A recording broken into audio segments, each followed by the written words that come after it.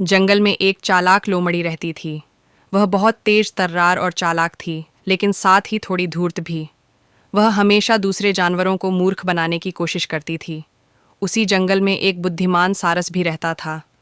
सारस शांत स्वभाव का था और सभी जानवरों का आदर करता था। एक दिन लोमड़ी के मन में एक शरारती योजना आई।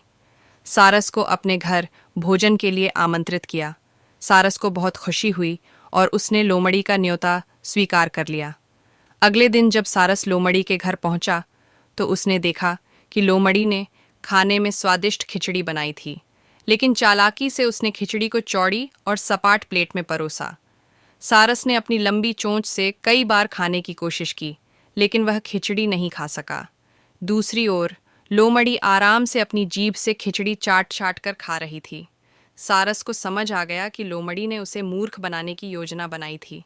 वह चुपचाप मुस्कुराया और बिना कुछ कहे वापस चला गया, लेकिन उसने मन ही मन एक योजना बना ली। कुछ दिनों बाद सारस ने लोमड़ी को अपने घर भोजन के लिए आमंत्रित किया। लोमड़ी ने सोचा कि यह तो अच्छा मौका है, वह भी सारस की तरह मुफ्त में स्वादिष्ट भोजन खाएगी। अगले दिन लोमड़ी जब सारस के घर पहुंची तो सारस ने स्वादिष्ट सूप बनाया था, लेकिन उसने सूप को एक लंबे और संकरे मटके में परोसा। अब लोमड़ी ने कई बार अपनी छोटी सी जीभ से सूप चाटने की कोशिश की, लेकिन वह अंदर तक नहीं पहुंच सकी।